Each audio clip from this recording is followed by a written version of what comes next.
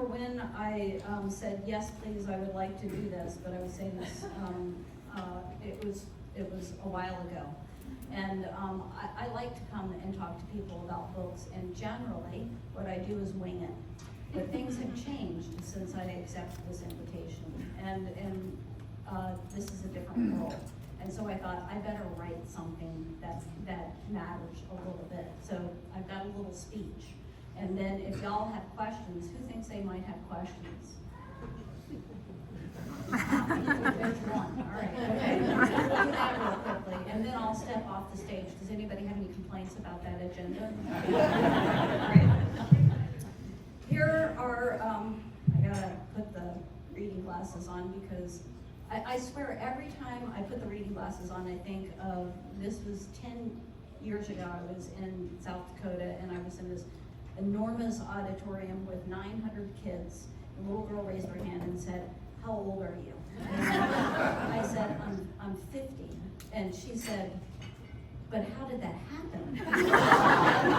I'm like, I don't know. And I think about it every time I put my reading glasses on. Okay, so here are some titles of books that I've pulled out of Little Free Libraries in just the last couple of weeks. The Mother Tongue, English and How It Got That Way by Bill Bryson. Jackaroo by Cynthia Voigt. Half Magic by Edward Eager, which I'd never read when I was a kid. Anybody read that book? It's so funny, yeah. Ancient Light by John Banville. Galileo's Daughter, a historical memoir of science, faith, and love by Dava Sobel. From my house in the Kingfield neighborhood of Minneapolis, I can walk for 15 minutes in any direction and find at least 30 Little Free Libraries. I have 30 in here because I had put 40 in here, and the friend who I had proof this for me said, I don't believe that it's 40. And I'm like, I think it's more than, but I put 30 in just to, like, you know, make the copy editor happy. I mean, it's like, Jenny Pop, you're in my neighborhood. Don't you think that's true? It's at least, I mean, so, and I walk a lot. So I never walk past a Little Free Library without stopping to see what's inside. I found books that I've never heard of, books that I've been wanting to read, books that I needed without knowing that I needed them. I found books that made me laugh and think, books that made me marvel and wonder, books that comforted me and offered me a way forward. And I found community. I don't know how many times I've stood in front of these little boxes of wonder and talked with neighbors and strangers about a certain book and why it matters. I like to think of Little Free Libraries as lamps that illuminate our streets, our communities, our minds. Just yesterday, I finished the book about Galileo and his daughter. Galileo, who was brought before the Inquisition for putting forth the idea that the earth was not the center of the universe, but instead revolved around the sun. This book, Dialogue on the Two Chief World Systems, was banned for 200 years. 200 years. We're living through a time again where science is under attack and where the freedom to read is at risk.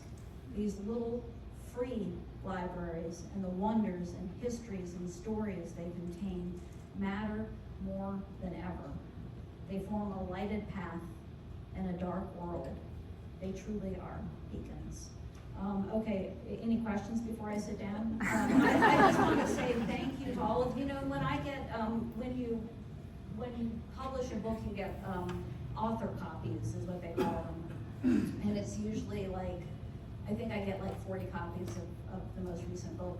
I sign them and I walk around 15 minutes in any direction, and I can get rid of all 40 of those books. I just put them in the Little Free Libraries, and it makes me so happy to do it. So I am there as a writer, but I'm mostly there as a reader and as a community member, and that's what they do. Is these little boxes make community and they make readers, and it's just astonishing to me that I read that Galileo book now.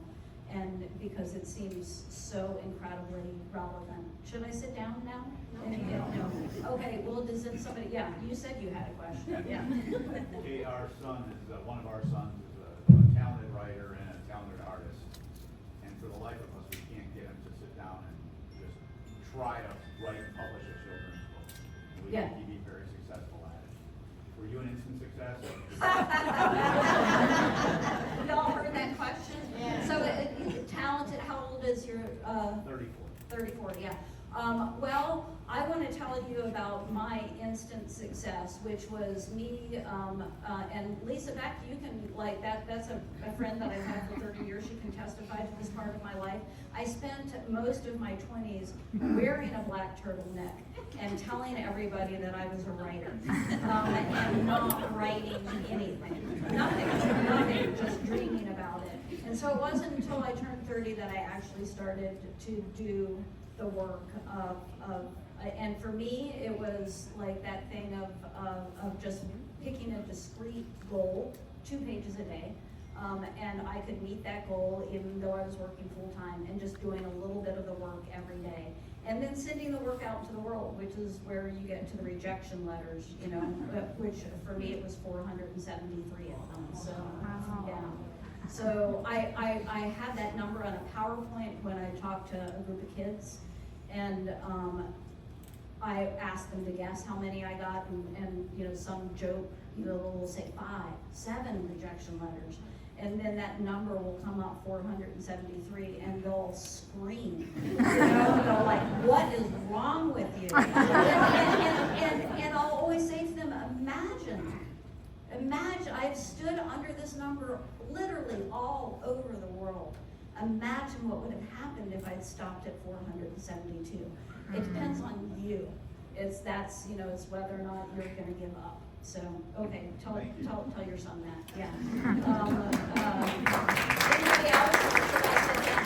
You know, it's actually like rejection is a good thing for us to talk about right now. Yeah, because I'm going to get pulled off the stage. Yeah. I'm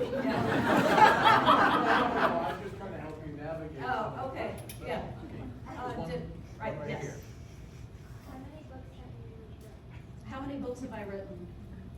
I think I've written 40 now, and 35 have been published, and I've got 5 that are in the works. Do you think that's a lot or a little? Okay, great. Sometimes I think it's not enough. Okay, one more question, and then I'll sit down because I know there's a video, and yeah. What do you remember reading as a child? What do I remember reading as a child? What don't I remember reading as a child? I was a kid who lived to read, just like I'm an adult who lives to read. And I made my way through the public library, I made my way through the school library. I was very, very lucky that I had a mother who read to me, bought me books, and took me to the library. And I was also very, very lucky in that I had teachers who read aloud to me in class. So how many teachers are here right now? Any teachers? Do y'all, do you read aloud? Can we have a round of applause for those?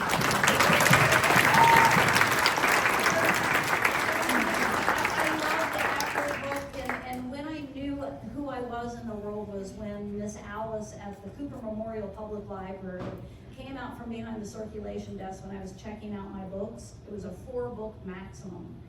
And she said, you, to the librarian who was checking me out, you may waive the 4-book maximum for Kate. She can check out as many books as she likes. She is a true reader.